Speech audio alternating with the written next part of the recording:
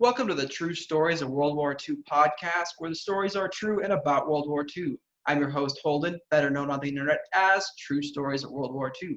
Today I have with me Vince, better known on the internet as Vincegunroom. Why don't you go ahead and introduce yourself, Vince? Hello, cool cats and kittens. I'm Vince from Vincegunroom. I'm really known for my mediocre photographs on Instagram, and I hope to get to know my good friend through stories of World War II better on this podcast. Awesome. Vince is one of my favorite accounts on Instagram for a couple of reasons. One, he's in Belgium, so that's kind of the reason I asked him on the show today is gun laws in Belgium are completely different than the U.S. So I always I like that element of his page. Like, I know that every time he posts a picture, he's jumping through flaming hoops to even own the guns that are in the pictures. Two, Vince takes great pictures. I mean, there's some next level, and he knows some of the editing stuff, which really helps his content too. And I think everybody could probably take an editing lesson from Vince. Also, he's got a really cool collection, especially considering the laws he's got to fight against. So this should be pretty interesting. We're going to talk about what it's like to own guns in Europe in general, but specifically Belgium. We'll talk a little bit about what it's like learning about World War II in Belgium. And then we'll talk a little bit on his photography. Who knows where else we'll go. These podcasts have a way of kind of drifting all over the place, but that's the hope. We'll see what happens.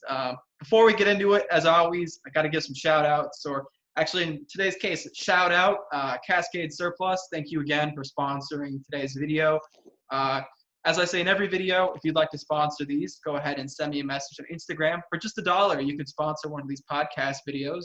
If you want to sponsor us at the $5 mark, go ahead and I'll send you a sticker wherever it is you are in the world, even Belgium. So with that, let's get into it. First of all, Vince, like I said, I really want to spend a lot of the time here talking about what it's like owning guns in Belgium. So if you just want to start broadly, what does it really take to own a gun in Belgium? If you want to own a gun in Belgium, it's quite similar to getting a driver's license. First, you have to apply for a license. Then you will get a complete background check, but not like a background check that is done in 45 minutes. No, you have to get a form that says you're not a criminal. You go to a doctor that does a physical test and a mental test, so you're capable of handling a firearm. After that, you compile those into a small document and send those to the governor. And after maybe a month, 2 months, you hopefully get a letter back that you are approved.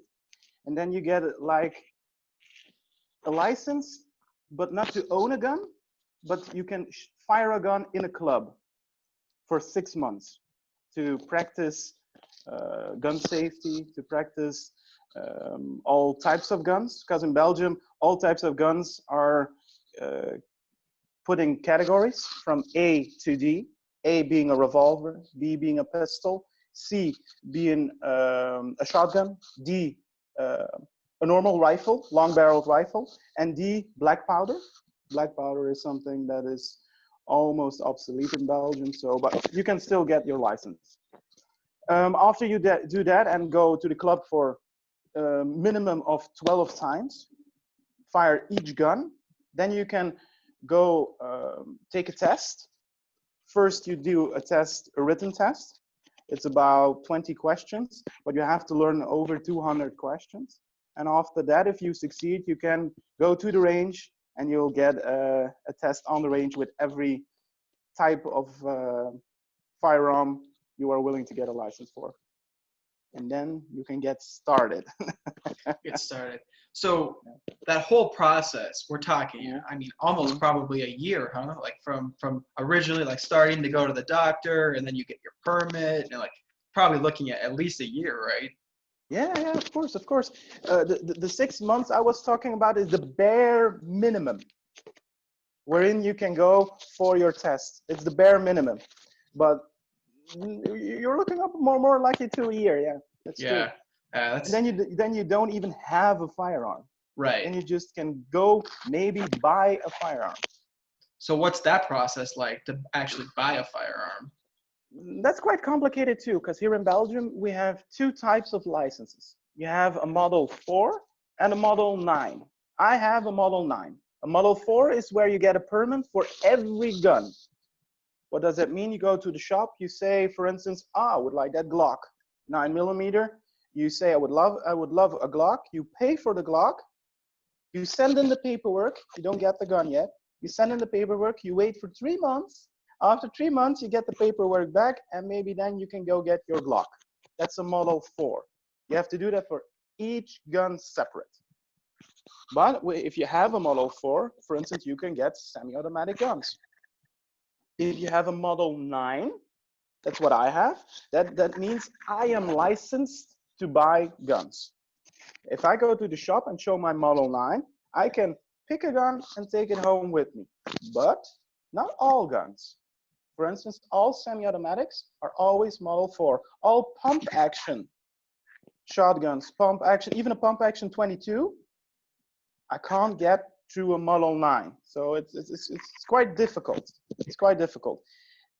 And adding on to that, if you get a Model 4 and you want to buy a gun, you have to pay 125 euros extra just for the paperwork. That's crazy. I mean, yeah. Even like in the most difficult states in the U.S. to buy guns, like I don't think it's quite that bad. I mean, there's places in the U.S. where you just can't, you straight up just can't own a gun, like New York City, like you just can't. Like there's just no ability. But and the places where they have really restrictive laws, the restrictive laws aren't even that bad. Like there's places where like, I mean, pretty much buying a long rifle everywhere is about the same. You pretty much have to be 18 years old, and as long as it doesn't fit under the assault rifle category, which that kind of changes depending where you are. But most things like a hunting rifle, like if you're 18, you pretty much can go anywhere and buy one. But that's the weird thing, in my opinion, about the assault rifle stuff. You have the big issue about the assault rifle, because what the hell is an assault rifle? Yeah. In Belgium, we don't have that. I can go to the shops and ask for instance, an AR-15, an AK-47, an MP5, something like that. I have to buy the Model 4. I have to wait 3 months, but there is no issue. I can buy that gun. Right. That's a contradiction. Your gun laws are very free, very good, very common. How should I put it? Very normal. Ours are very strict, but we don't talk about, for instance, assault rifles, because in my humble opinion, what the hell is the difference between a hunting rifle and an assault rifle? Right. One is black, the other one has wood. I don't know. Yeah, it really depends where you are in the U.S. Like my home state, if you're 21 years old, you can buy a pistol or a rifle or an assault rifle. Yeah. Just because you're 21. It's 18 for rifles and 21 for pistols. But the state I'm living in now, you can buy a rifle, but if you buy an assault rifle or a pistol, you have to be 21 and you have to get a letter or like a permit from the local sheriff, so like the local police. Okay. But those states they're right next to each other. They're right here. So the laws are that much different, and that's just next to each other. Like if you go somewhere else in the country, it could be completely different. So you want me to blow your mind? Sure. You're talking about two different states. Yeah. A state is, if you compare it to Belgium, a very big country, right? Because Belgium is very tiny. Right. We have different rules at both sides of the country. We have a Flemish side, where I live, and we have a French side. For instance, if I go to the French side, that is like 10 kilometers that way, completely different rules. Same country. Yeah, well, I mean, it even gets like that within states, though, because the states, for the most part in the U.S., are broken up into counties. So you can and they can have their own laws as well. So yeah, you have to know the laws, your local laws, basically. But here's the catch-22 on all of this is that is the regulated side of gun sales. There's no Sure. law about me going and buying a gun from you, right? Like if you lived here, I could just go and buy one from you without all of that. Like you skip all of that. Really? So that, yeah, it's called the third party loophole in the US, where in almost all states and territories, once you own a gun, you can sell it to anybody as long as they're not a felon, and it's completely legal as long as they're over 18 or 21, depending on the gun. Is the government tracking the guns No, in America? no. Okay, that's a big difference. Yeah. All the guns, all the legal guns, of course, in Belgium are tracked by police. That means I got my permit, I got my guns. If I buy one gun, for instance, I bought a new 22, within a few weeks, there will be a police officer by my door coming to check the serial numbers on my rifle. Right. If they are correct with the serial numbers on his paper. So every gun in all of Belgium is tracked by the government. Yeah. Yeah, and that's like a big contention in the US because they call that a firearms registry, and there isn't one. There isn't one in the US. If you buy a gun from a gun store or from what the words escape Pawn me. shop, for instance. Something like that, right? Like even like a gun fair or whatever. Yeah, okay. They are going to do a background check, and they're going to run with the serial number or whatever the gun is. So the ATF, the alcohol, tobacco, firearms, the agency in the US that handles that, or the FBI, whichever one they're running the background check through, they're going to have that. But that's only if you buy a gun through one of those agencies. And supposedly they don't even keep track. So quotation marks, right? Like they probably do, but I mean, I've seen like estimates that like less than half of the guns that are bought and sold yearly in the US are bought through it's not even legal channels, it's just like official channels, because you can buy and resell them to a third party. Like as long as I'm not a business and you're not a business, I can sell a gun to you. But if I was a business or you were a business, then we'd have to do the official government paperwork. So okay. We always have to do the official paperwork. If I, for instance, go crazy and want to sell one of my guns, because I don't sell my guns, but if I want to sell one of my guns to a friend of mine, I have to fill in a paper 3 times, one for me, one for him, one for the governor. It goes to the governor approves or disapproves. Then the police officer comes to his house and checks the gun again. So one gun can be checked out by a police officer maybe 3 or 4 times in his lifetime. That's crazy. It's bonkers.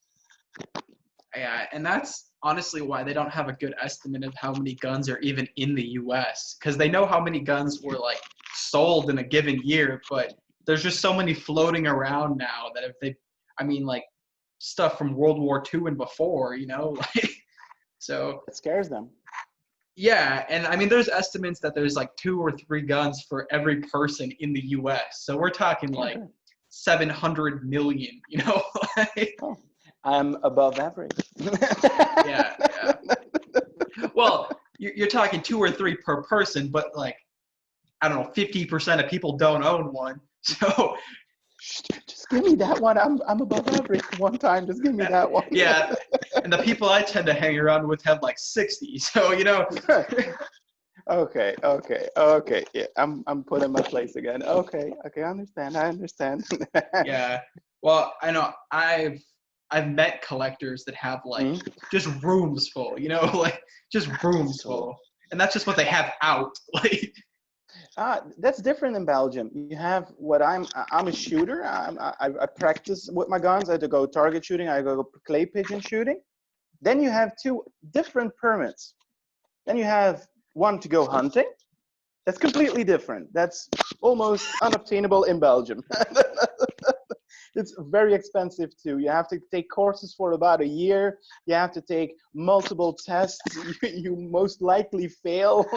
It's very hard to get a hunting license in Belgium. But when you have a hunting license, you can also buy guns with that license. So you don't need, for instance, my type of license if you have a hunting license. So that's completely Interesting. different. Wow. And then you have a collector's license. But that's very hard. If you have a collector's license, that is, if you're not interested in shooting your guns, you're just interested in collecting them. They can be live firearms, they can operate, but you're not interested in firing them, you just want to collect them. But then there is an immense load of paperwork you have to do. For instance, you have to say, I want a very specific type of collection. For instance, I'm very interested in Russian guns. So I have to say, I want a Russian collection. Russian collection, for instance, World War II. So I can't say, I would like a Baikal, I would like a Mosin Nagant. No, a Baikal is a hunting gun. That isn't the World War II gun. You can take a Mosin, you can take a Tokarov, whatever you want, but you can only do that type of guns. So it's a complete different world. Yeah, that's interesting. Well, yeah, wow. Well, let's see. So like, how many people do you know that like are able to own guns? Is it a very small number? It's quite difficult because the weapon community in Belgium is very small.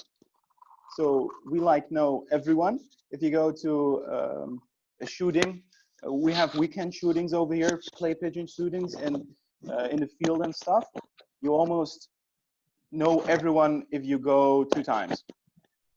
So it's a very small community, but it's also a very old community. So not a lot of young shooters, no? Most of the time, I'm the youngest over there. Yeah, wow. That says a lot, I think. Yeah. Well, it's kind of interesting because like a lot of the gun clubs in the U.S. are like that too. It's a lot of older people, and it almost kind of keeps younger people like me away when you go there and you're like 40 years younger than anybody else.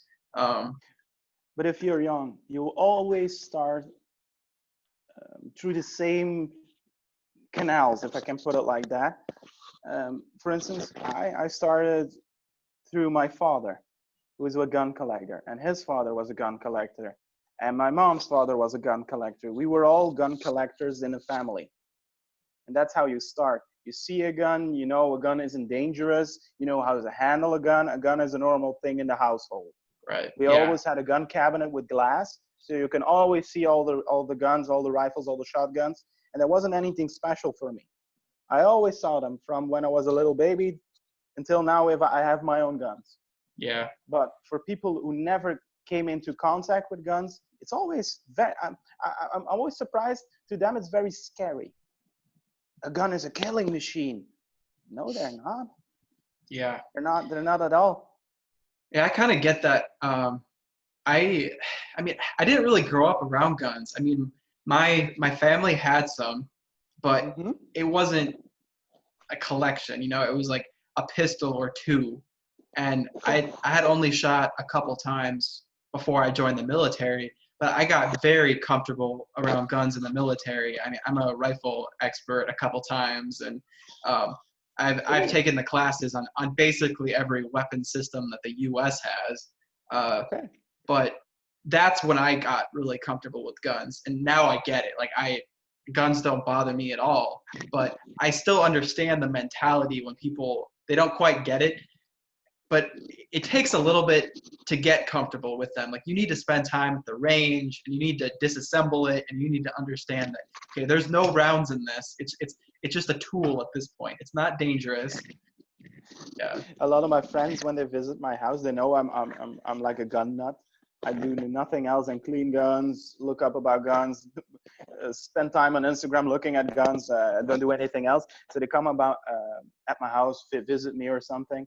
And some of them ask, can I have a look at your guns? They're like a bit curious. And I'm like, sure, why not? We go upstairs, I show them my guns. And then I'm like, for instance, I hand them a pistol, completely unloaded, no magazine in there, and racked open.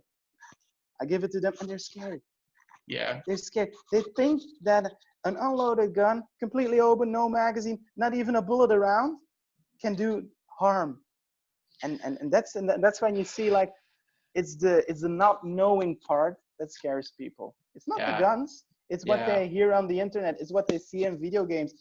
That's what scares them. And then that makes me feel kind of sad.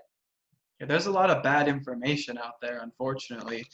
Like I just saw a video. There was a guy with Mhm. like a an AR, or it looked Yeah. like an M16 clone, but Okay. you know how on an AR, if you hit the buttstock, it'll send the bolt home, right? Yeah, of course. I saw that on the Brendan Herrera on his YouTube channel. He Right, talked about it because they had a discharge in like a big group who were protesting a discharge, and it was the fault of the gun. right. But if you hit the buttstock of a AR, it'll send the if the bolt's racked back, it'll send it forward. Well, Yeah, of course. if you have a magazine in the gun, Hmm. it'll chamber a round if there's a round. Yeah, of course, of But course. but this guy, he's trying to explain that if you hit it and it sends the bolt forward, it's gonna fire the weapon. It doesn't do that. That's not how it works. And The I'm sitting firing there. pin doesn't move.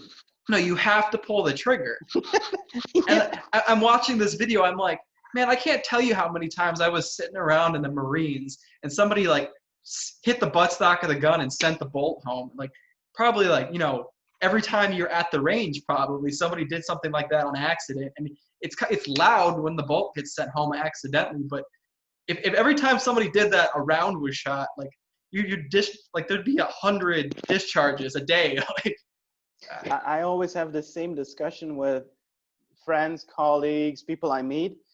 They're like, "Aren't you scared that there are guns in your house?" And I turn around the conversation. I'm like, "No, not at all. Are you scared that there are knives in your kitchen?" yeah, And they're like, "What do you mean? Your knife? Do you have a kitchen?" And they're like, "Yeah, of course I have a kitchen." Okay. Do you have knives in your kitchen? Yeah, of course I have knives in your kitchen. Are they verified by the police, your knives? No. Do you have a license to operate those knives? No. Do you have to take exams so you can own a knife? No. Why are you scared of a gun and not a knife? And they're like, oh, yeah, okay. yeah. It's always the same discussion with people. Well, I was just having a discussion with somebody the other day because I recently bought a taser, and honestly, Cool. I'm more scared of the taser than I have any gun I own because that thing is scary. Like That's, you hit the button and it's super loud. And the yeah, first time yeah. I heard it, I almost dropped it. It's so loud. That's completely illegal in Belgium, a Yeah, taser. you can buy Pepper one on the spray. internet here. No, taser, pepper spray, everything you can use for self-defense when you're not at home, completely illegal. Hmm. We can't carry, for instance, an open carry permit, if I pronounce it correctly, that isn't allowed in Belgium. For Yeah, instance, I can't put a pistol in my truck if I go out for my protection. I can't do that. The only time I can take out my guns is when I go to the range or to the shop to get it fixed. yeah. That's it. There's two kinds of carry in the U.S. So there's Yeah. open carry is when you're like wearing a gun basically, like like the old west, like a gun belt, Yeah. Yeah. or like when you see the protests and they got like a AR strapped on them. That's open carry. Concealing carry is like if you had it like tucked in your waistband and you can't see it at all. Okay. You need a license for that. I have one. It's not hard to get one if you're I'm ex-military, so like I just gave them my discharge paperwork and I had a license to conceal and Oh, carry okay. in Okay. like Yeah. 3 days basically. I mean, it was really fast. Yeah, it's impossible to get one in Belgium. The only time you can get one if it is for your job. For instance, if you work for a company that collects money from shops, you can get a carry license. Or if you're a police officer or something like that. But if you're just a normal person like me, not at all, not a chance. And I if mean, we transport our guns, we can just not transport, like for instance, you have those beautiful racks you put in your truck by the window and stuff like that. We can't use that. They have to be in a bag or disassembled or like in a case locked, and your ammunition needs to be locked too in a different part of your vehicle. For yeah, instance, I have a pickup truck, so I put my guns in the back, in bags, sealed with. You can put a lock on your trigger lock, something like that. Yeah, sure. And then, and then you put your ammunition in the cabin with you, or else you're at fault. Yeah. Yeah, it really depends where you are in the U.S. It's another one. Transporting guns is completely different depending on where you are. Like my home state where I spent most of my life, you could have a loaded shotgun in the back seat and it's no big deal. Where I live now, it has to be locked up and separated from the ammo. So it depends where you are again. And once again, you really need to know like your local laws depending on county and state, and city, and which they change all the time. Yeah. Every time there happens something with a rifle or a gun in Belgium, the laws completely change. It's like they're waiting for something to go wrong to use that as an excuse to do something to make it harder and harder for us to own guns. One senator or one politician here said exact words. Yeah, the gun sales in Belgium skyrocketed with something like 20%. That's a very bad thing. Excuse me? That's not a bad thing at all. That's a very good thing. That means the economy is going well, so people can spend their money on extras like guns. Yeah, but what he's saying, we know we're gonna fuck up, we know we're gonna screw up, and we're scared that you're arming yourselves too. That's what they're saying. Gun sales have been insane in the U.S. this year. Yeah, of course. It's probably going to be a record year for gun sales, honestly, and which says something considering how bad the economy is here. Like, people don't have money at all, and they're spending it on guns. Like, that's how you know it's bad. But you guys have a very big issue with ammo prices at the moment, no? Well, it's not even the prices. There just isn't any. There isn't any. Yeah, there is a bit of ammo, but there is a big shortage of ammo. Yeah, well, the problem is like they can't keep it on the shelf. So like people they get 4 boxes of 9mm. Somebody buys all of it. Now there's no 9mm. So it's the toilet paper story all over again, but with ammo. Well, and I was saying it from the day that they started talking about toilet paper shortages. I'm like, ammo's next, and ammo they can't replace it like they can other stuff. It takes time to produce. Like it's harder to transport. Like, but this isn't the first time we've dealt with this in the U.S. in like the really around the first like recession we had about 2008 to like 2012. There was no ammo for years either. So it's not new, and the problem is like we're really limited where we can buy ammo too, because like Walmart, right? Like that's our big chain. They only sell rifle ammo. They don't sell pistol ammo because they're shooting incidents. Luxury. We can only buy ammo at those small gun shops we have around here. That's but that's all where you could buy pistol caliber ammo in the U.S. So 22 ammo, 9 ammo, 8, 40, 45. Like you have to go to one of those smaller shops, and they don't keep a very big inventory. So that just contributes to the ammo problems. And shotgun shells, for instance, if you want to go get some 12 gauge buckshot. I think you can still buy those from retailers because they're considered a hunting round. Really? Yeah, because I mean, there's a lot of bird hunting with shotguns here. Yeah, true. So, for instance, if you want to go clay pigeon shooting in America, you can just buy your shotgun shells. Yeah, you can buy them from any retailer, pretty much. That's cool. For the most part. I'm very interested in your type of ranges in America. They look so cool. For starters, they're outdoors. Yeah. You guys have outdoor ranges to go target shoot with bullets. We only have outdoor ranges if we want to go clay pigeon shooting.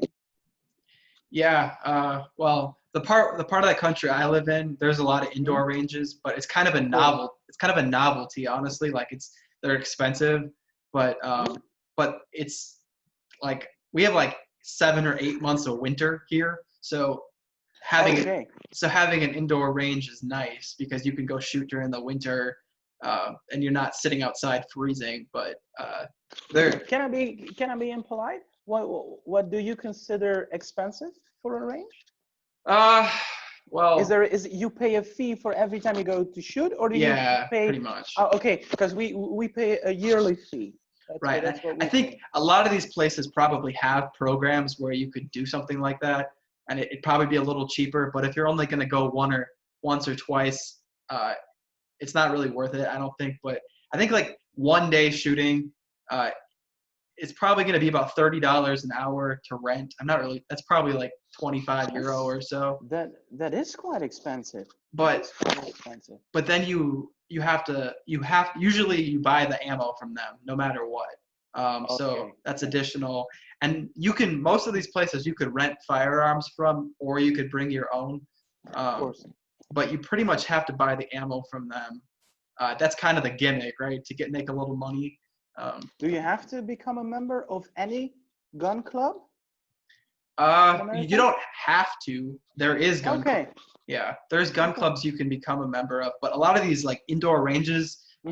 they're like businesses, and a lot of them Of are course. like they're like attached to like gun shops, so they're trying to sell guns, but they also have like an indoor range. Okay. In So Belgium, it's completely different. You have to be a member of a gun club. If you're not a member of a gun club, the Belgian states says, why the hell would you have a gun? Why the hell would you have a rifle? Why the hell would you have a pistol? It's even harder. For every type of caliber you have, you need to be in a club that you can shoot that caliber. Because we have limited amounts of clubs. They're all indoors, 25, 50, some 100-meter ranges. And they're all limited by some calibers. For instance, the club I attend the most, the Winchester Club, very beautiful indoor club, but they're limited to revolver and pistol calibers, 22, 9mm, 45, right. 44, 357, stuff like that. And now I became a member to another club just to shoot my Mosin. So I pay a Yeah, yearly fee just to shoot one of my guns. right, and that's most of the indoor ranges are like that here too, where you can only shoot pistol calibers and the indoor ones. So, but like the outdoor ranges here are for the most part, unless like it's owned by a club, because some of them are owned by a club, but a lot of like counties and like cities, they own gun ranges. So Really? those ones they're public, so they're free to go shoot outside, and a lot of them have like donations. Like you, if you want to, you can donate money. It's recommended, right? Because they keep up the facilities, but you don't have to. So like where I do the majority of my shooting, it's completely free.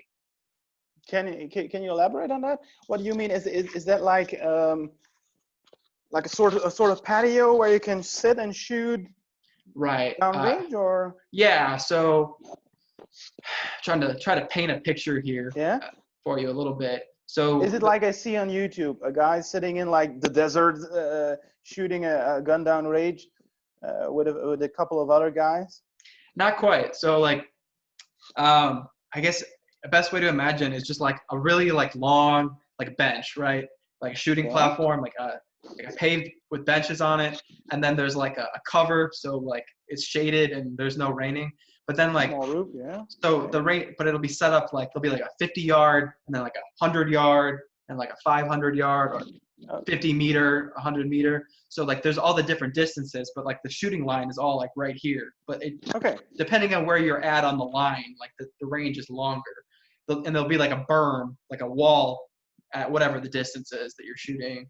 Okay. Okay. But that's And you pretty can shoot all types of targets. right. Yeah. And since it's outside, you're not limited like you would be at an indoor range, like because they're yeah. Yeah, we have like a very special limitation here. We can't shoot human targets. What do I mean? Human targets on paper, human Right. silhouettes. We can't shoot that. We can shoot everything we want on paper, but not human silhouettes. And I'm not really sure what the laws are and stuff like that. I'm sure it varies by states, but the range that I go to, Mm-hmm. they supply the paper targets, and they're just very basic, like circles. So Okay.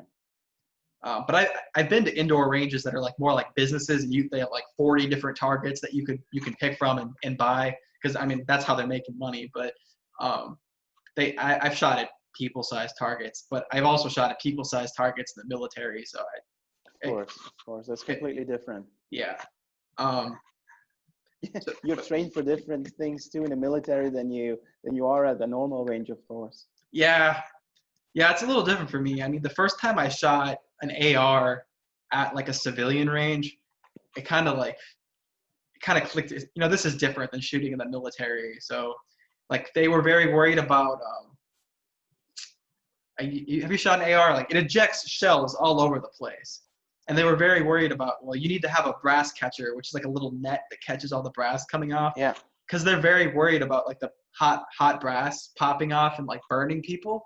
I have a huge scar on my neck from shooting in the military when I caught a 5.56 shell. The casing, it went down the back of my shirt, it rolled down and just burnt me all the way down. But they're really worried about that happening at these ranges. In the military, it's kind of like, whatever, like it happens. Get over yourself. Yeah. But yeah, I mean, it's definitely different. Civilian shooting and military shooting are really different. Well, the big difference is the military. I mean, you're shooting like, I don't know, between like 300 and 600 rounds in a day. And excuse me? 300 and 600 rounds in a day. I think the Belgian military doesn't even have that much ammo. I think I have more ammo than the Belgian military army. Well, I don't mean like every day in the military. I mean like if you're at the range. A range day, yeah. Right, yeah. But when I'm shooting as a civilian, I might shoot 30 rounds because I'm paying for them. So right. To begin with, yeah. Yeah. So that's do you feel a difference between military grade weapons in usage and like normal weapons if you go shoot them? Yeah, if you're talking about like the basic like M16, M4 that the most of the U.S. military uses, I've shot very nice ones that were like almost brand new, and I've also shot ones that have been tossed around for like 30 years and they're not good at all. So it kind of depends on what gun you get. Like you can get a brand new one that's great, or like a not so great one that's been in 3 different wars. Do you think, and that's something I ask myself all the time, do you think they're still advanced in guns? I have my opinion on that. For the most part, the U.S. has been pretty much using the same gun since Vietnam. So it's really been like 50 or 60 years with slight improvements. But for one, like the biggest improvement in the last 20 years is going from iron sights to actually using like optics, right? Like a actual scope, which has drastically improved marksmanship, especially like in the Marine Corps. But every couple of years or so, people talk about like what's the next military gun, and like I don't know. I mean, it's just I kind of have the opinion of like if it's not broke, don't fix it. Like it seems to be working. What's the point of totally training the entire military on something new? The ultimate Russian way, if it isn't broken. Right. The Russians have been using AKs since like 47. So like and every year they're like, we make new AK. It's fucking exactly the same rifle, dude. It even shoots the same bullet. God, the Chinese have been using SKSs for 80 years. Oh, God. Okay. And the Dragunov, still used in Israel as the sniper rifle. It shoots the exact same bullet as here, my Mosin again. Yeah. Well, amazing. Yeah, like it's not even like the longest used weapon by the U.S. I mean, like if you look at like machine guns, like the M2 Browning, so we've been using the same 50 cal for 100 years. Like they were using them in World War I, and we're still using them. So. Yeah. We have a beautiful connection in Belgium with Mr. Browning, of course. Yeah, through of course. Evan, something we're very proud of.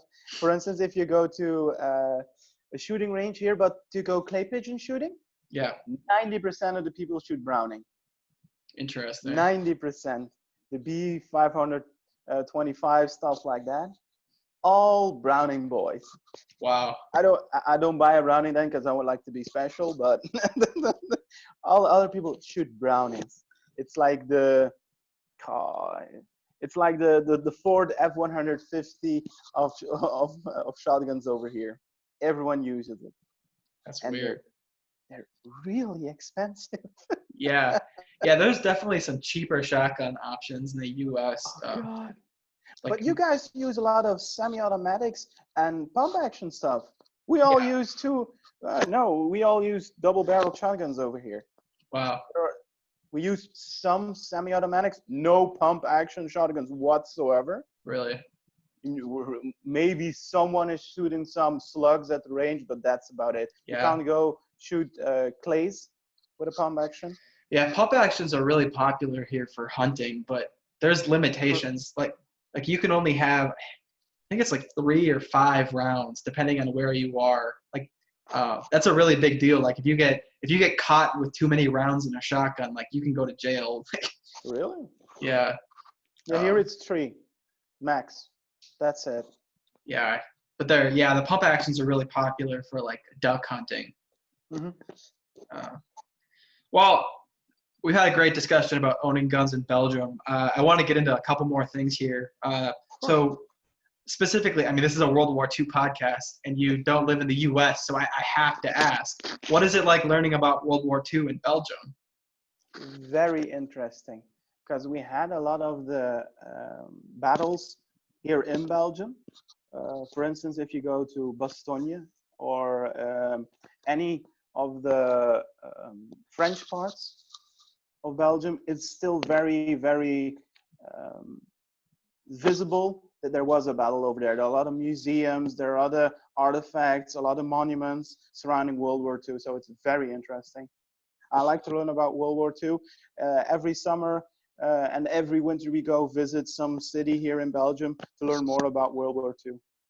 We have, for instance, in La Roche, we have a very beautiful little museum where everything has been donated by people, for instance, from America to be displayed to people, to every person who wants to visit. We have a very cool little museum, the 101st Airborne Museum here in Belgium. Oh, really? That sounds interesting. Yeah, it was a funny little story. I entered that museum. It's like a little black house, and if you enter, there's like a little plaque in English, not in French, in English that says, if you show your veteran pass, you get a discount. And I was thinking, oh, that's funny. It must be a joke. No, it's not. 2 guys in front of me, they pulled out their wallet, showed their pass, and got a discount. There were 2 Americans over there visiting the museum. Interesting. Yeah, so cool. Because the complete museum, everything in there is donated by Americans, by families from veterans. Wow. Yeah, I've really been making a list of all the stuff I want to come see in Europe. Mm-hmm. Hopefully, like next summer, maybe when we're allowed to travel again. I haven't been to Europe in like 11 years, so it's time for another trip. It's time for another trip. And I really haven't been there since I've been really serious into collecting and World War II and stuff.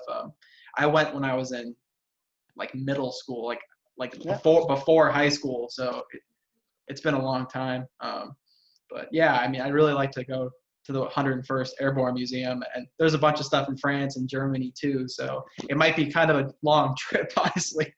Of course. I would really love to visit Poland. Yeah, I'd really like to go to Auschwitz. Yeah, it's not the most fun thing, if you can put it like that, but I believe everyone it's important, right? Remotely interested in anything that is connected to World War II have to visit Auschwitz one time. Yeah, I think it's a real eye opener. Yeah, and I've been to Dachau, so I mean I've had a little bit of the experience, but I haven't been to Auschwitz, so it kind of seems like a shame. I need to get there, so that's on the list for sure. Yeah, you can always you can also visit Schindler's factory in Poland. Oh, really? I didn't even know that. That's still open, untouched apparently. The complete factory, all the kitchen appliances and stuff, everything is still there that they normally made. Huh. So that would be very cool. And in Belgium, we have Breendonk. It's a concentration camp too. I've been there, and it's quite, yeah, it makes the hair on your back stand up real straight. Yeah, it's quite scary. I never really know how to explain what it's like, when people ask. Humbling. Yeah, it'll put you in your place really quick. That's for sure.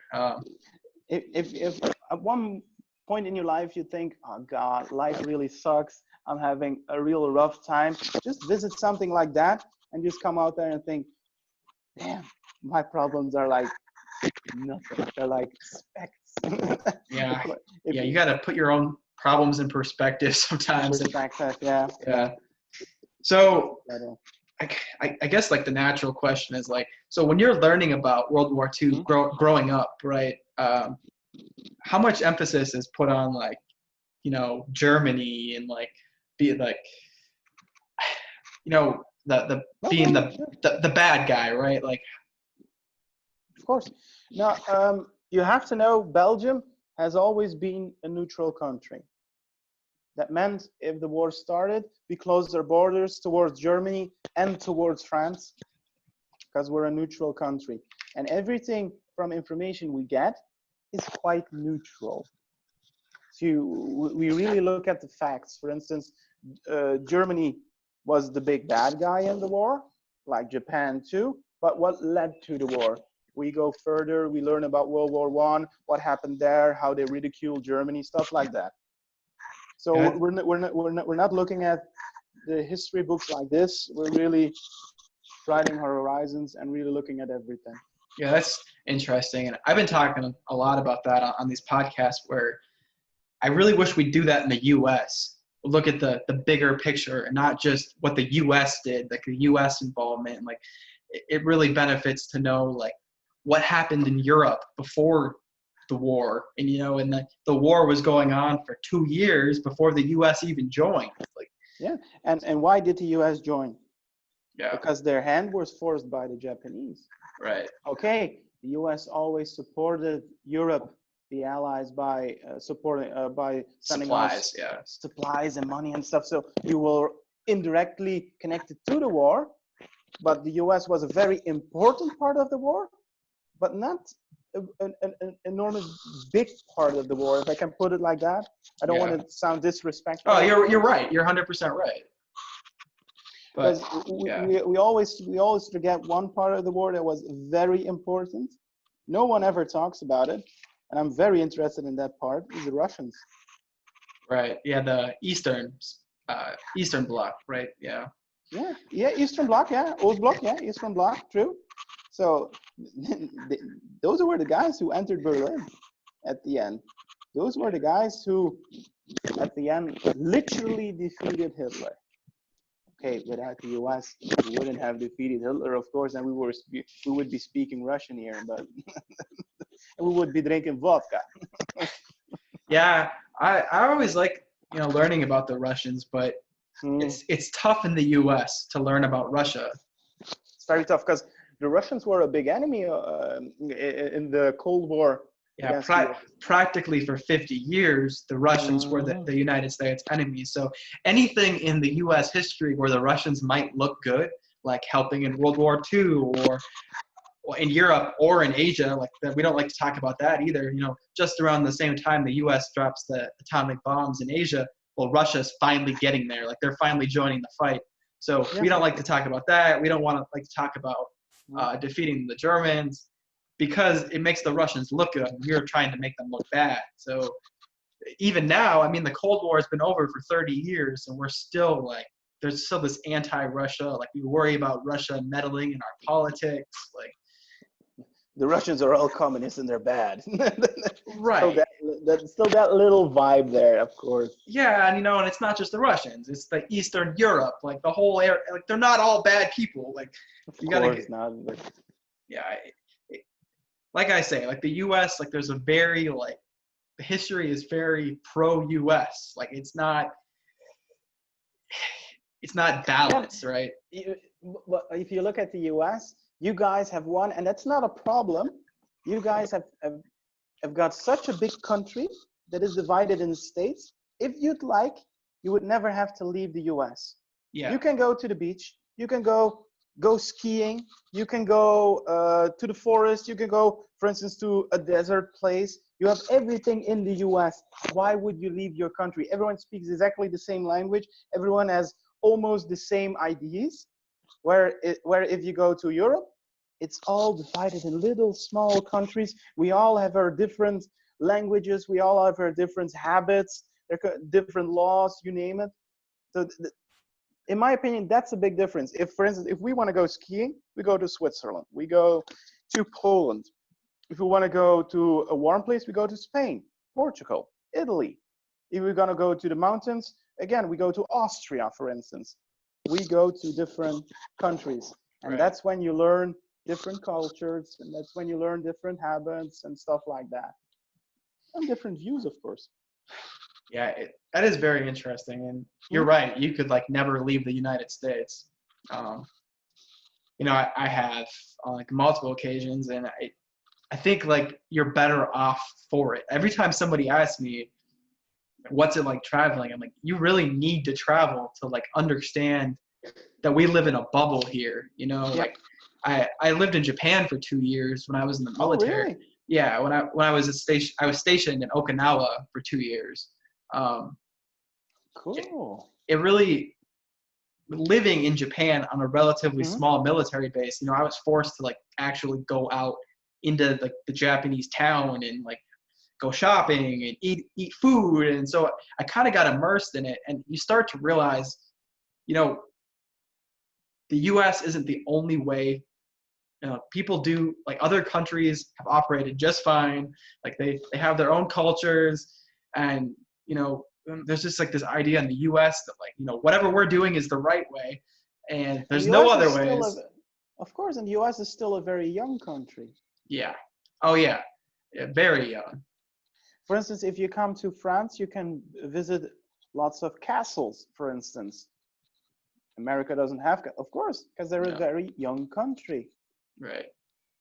So yeah, they're always saying who's best: the American system, the European system, the Asian system, the Indian system. There isn't one that is perfect. We all have our flaws. We all have our benefits.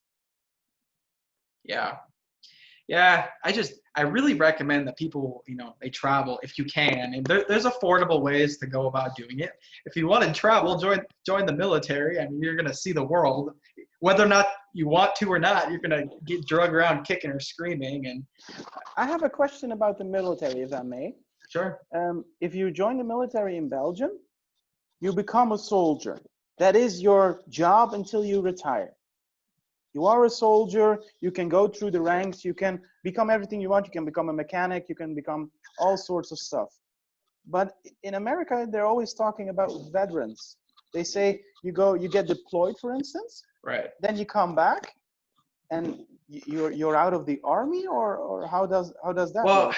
basically, I don't know. Are you familiar with like I know in Germany previously they had like conscriptions, right, where everybody had to serve like 2 years or 4 years, Yeah, whatever. we had that 25 years ago. Yeah. Right. Well, it's similar in the U.S., but it's not. You don't have to do it, but it's like the similar like time frame. Like you only have to Okay. do like I think the shortest one is still the Marine Corps and 4 years, right? Okay. You can do 4 years and get out and go do whatever else. And that's what I did. I graduated high school and I did 4 years in the Marine Corps and I left. You can stay longer, but you only Okay. if you can sign it's a contract, right? A 4-year contract. Okay. And then in 4 years you can reevaluate, or you can sign up for another one basically.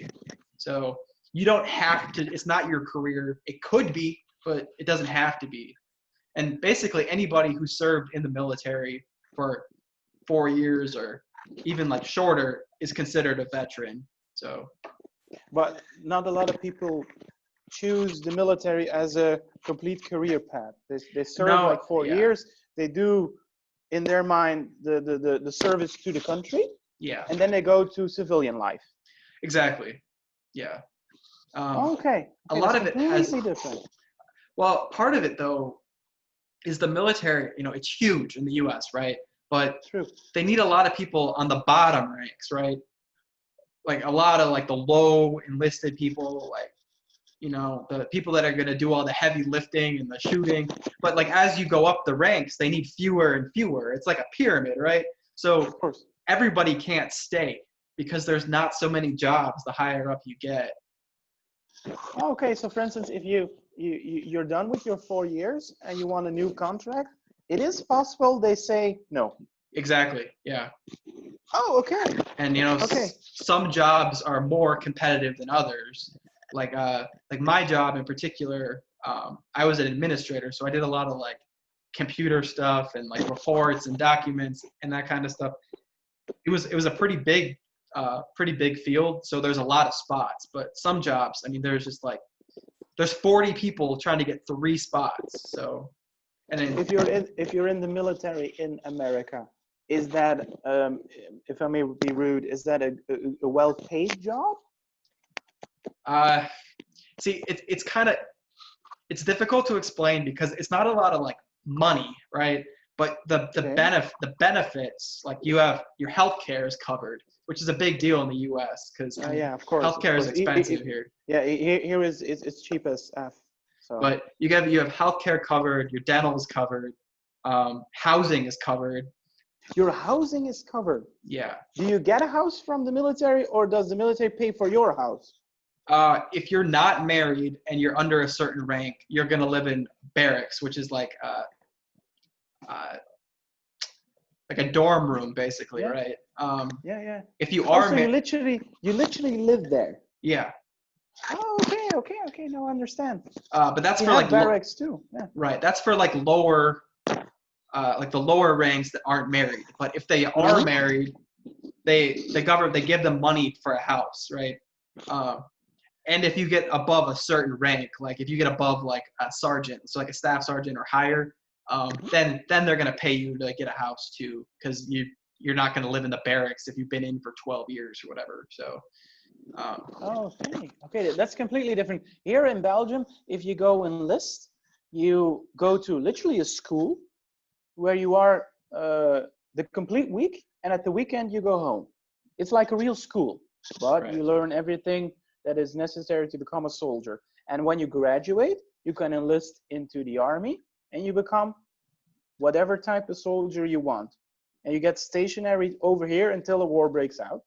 They yeah, pay you monthly, a monthly fee that is not extremely high, but it's sufficient to go around. And if you're, like you say, if you're married, you can go home every night to your house. yeah, And if you're not, you have to stay at the base, yeah, and go home and during the weekends. yeah. So like the pay isn't great, but like the other benefits kind of like it make it a pretty decent job, you know, especially after like you know, I did one contract, but like the second one, you really start to make money. I mean, because it's like it has to do with how many years you've been in as well as your rank. So like as you start to get higher in rank and you've been in a little longer, the money's not bad considering you can enlist without any kind of a college education. So Okay, yeah, so it's like experience. You have 4 years of experience. You get paid more. And if you're deployed, does that make a big difference in pay? you well, there's two things really. Like depending on where you're deployed, right? So Okay. if you're in the Middle East, right, like you're fighting a war, you're gonna get extra money. It's like hazard pay. Um, Mm-hmm.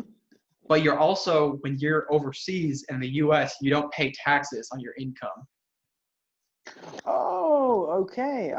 Yeah, So that makes a big difference. In Belgium, yeah, we have taxes like 50 and 60%. That would make a huge difference. yeah, but that's if you're earning money overseas, you don't get taxed. So it's kind of like a double whammy. Like you make more money and you're also not getting taxed. So I mean, back in the when we were really fighting a war, I mean, we're kind of now, but when we were really fighting in Iraq and Afghanistan, people would volunteer because they'd make like $40,000-$50,000 in 6 months. Okay. So, but yeah, those Okay. days are kind of gone, honestly, because you're over there and you don't really spend any money while you're there either. So, True, true. I mean, you're If you went to the army, I always see the soldiers come back completely in uniform. You get to keep that uniform? Yeah. I mean, I have all my uniforms still.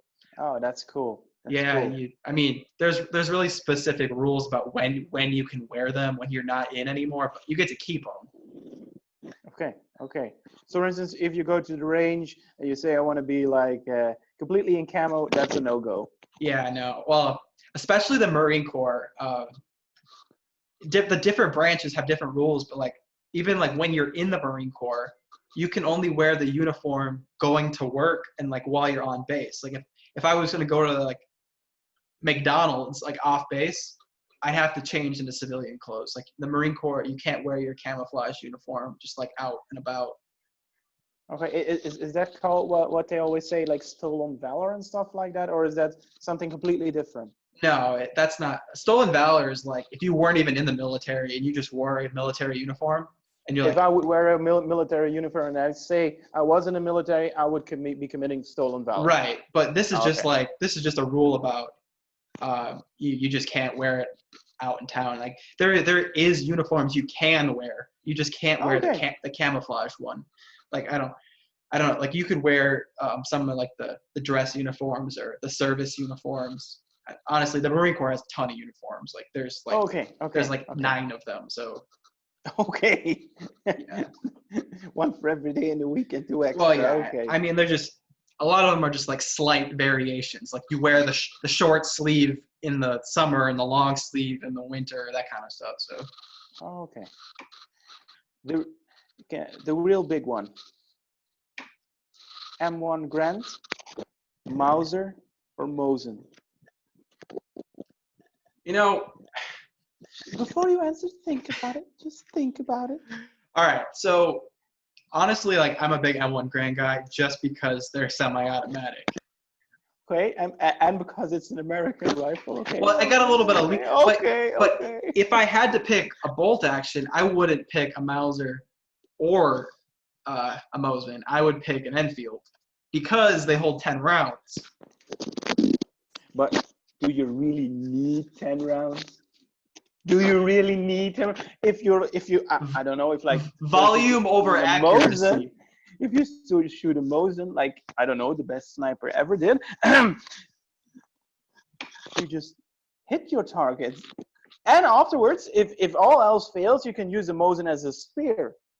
Yeah, true. But I am, I'm a very proficient shooter, but I'm still volume over accuracy. Send a bunch of bullets. It doesn't matter how accurate you are. One of them's going to hit them. You want that security, that little safety there. If I shoot 5, I have another 5. Exactly. Okay, an Enfield guy. Okay, I can see that. Okay, nice. But, yeah, but I mean, I love them all, and I really want to add. It's a sickness. It's Oh a God, sickness. I know. A K98 is on my short list. They're so expensive here. I don't know what it's like there, but I mean, they're like at least $1,200 right now for a decent one. God, it's like my real and you're gonna laugh about this. My dream gun was a Mosin again. Really? Yeah, I don't know why. There was something so appealing to a Mosin. The history behind it. There's a small bit of Belgian history connected to the Mosin again. Nagant is a Belgian guy. So it's a very old rifle. It's like big, stupid, and sturdy. You cannot break it. They used to walk with this. It went to all of Europe. It kind of won the war. It shoots this big old round. That's stuff that appeals to me. Yeah. I think that's very cool. And then I bought it and I was like, oh my God, this is amazing. I shot it for the first time. I had a smile. You saw the picture. I had a grin on my face. That was like a real meant grin. I never smiled like that. Before, the last time I smiled like that, I was a small child. I was like a child in a candy store, like, it was a big bang. You can really feel it. It functioned perfectly. I was the happiest kid around.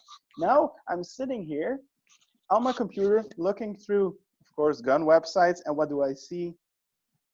A PPH 41. I'm in love. Yeah, I feel that. I mean, like literally, like every week I'm like, there's a new #1 gun on the list, and like I just keep changing my mind. Like I really want a 25 like pocket vest pistol. Oh, cool. I think they're sweet, but they're super expensive. Like I'm like it's like this big, man. Like I can't do it. I can't spend $500 on that. So, but For myself, I started with clay pigeon shooting. So for my first gun was a shotgun, but my first gun I bought was a side by side, and not an over and under. Everyone here shoots clay with an over and under, and I was like, I'm not everyone. I'm gonna shoot side by side. And the person who sold me the gun was like, dude, it will kick like a mule, and you won't hit beep with it. yeah. And I was like, I'm gonna be the only person in all of Belgium who can shoot clay side by side. I came home for 6 months with a blue shoulder, but now I can shoot clays with a side by side. Yeah. And everywhere I go, on every type of occasion, and I use my side by side, I get looks, and that's so cool. People come ask, oh, what is it? Where is it from? For instance, for my clay pigeon shooting, I use a lot of French shotguns, Vernier Caron. It's one of the oldest brands in the world, so that's quite cool. From Saint-Étienne, so that's cool. And then it escalated. I always like taking all the milsurps to their range because you always get all kinds of looks. But and then I'm giving people looks too. Like the last time I was at the range, there was somebody shooting a Luger, and I'm just like trying to get in there, like see what he's shooting and how he's doing. And of the cool thing, if you shoot a big old bullet. For instance, I was at the range with a 300 Win Mag, a big bullet. And you're at range and you can hear them firing through your head, to your ear protection. You can hear 45, 9mm, 22. And then you can hear someone with a 44 and he thinks he's the shit. And then you load one bullet in, you fire that little cannon, silence. And they come look, sir, in French then, sir, it's a range for guns, not for cannons, sir.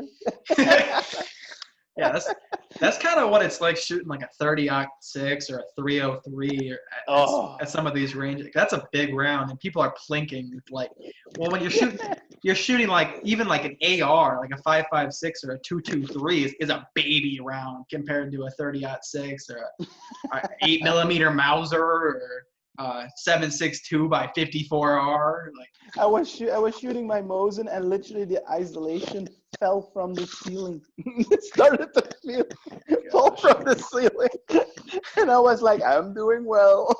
Yeah, and that's why you can't shoot stuff like that indoors here, because I mean, the ranges are not made for it. The indoor ones, at least. Yeah, and not made at all for military grade ammunition. No. We all shoot surplus ammo. Yeah, you can't shoot that stuff indoors. Well, even some of the outdoor ranges, you can't shoot the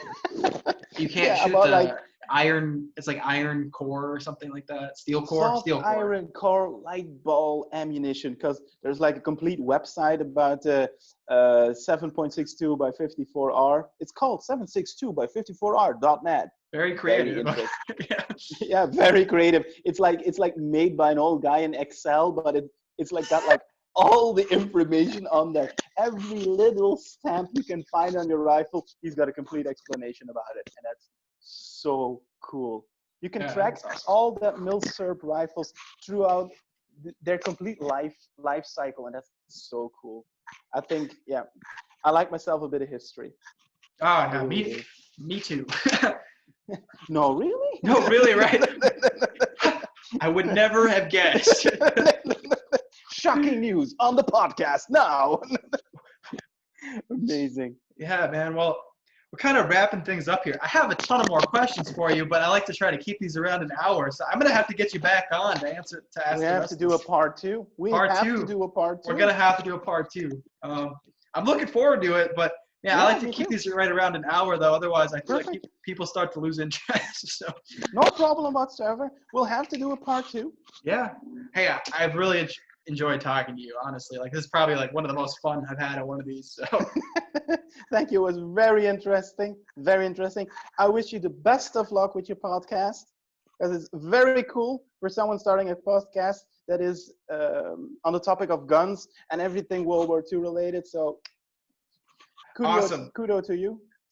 And people that are still listening, I want to thank you so much for taking the time out of your day to listen to me and Vince talk about gun laws in Europe and how they compare to the United States and World War II and shooting in general. I had a lot of fun. I hope you had fun. I know Vince had fun. He was smiling and laughing the whole time. Thank you so much, though. Come back for the next video. If you're interested in sponsoring one of these, go ahead and send me a message. Upcoming, I have Surplus and Stuff and In the Mood for Real History, and I'm working on getting some other podcasts lined up, but I'm also going to be on the road, so we'll see what happens, but just stay tuned. You got any closing remarks for us, Vince? Best of luck to everyone. I'll see you all on Instagram, and until next time. Awesome. Go check out Vince's Instagram page. It'll be linked below the video.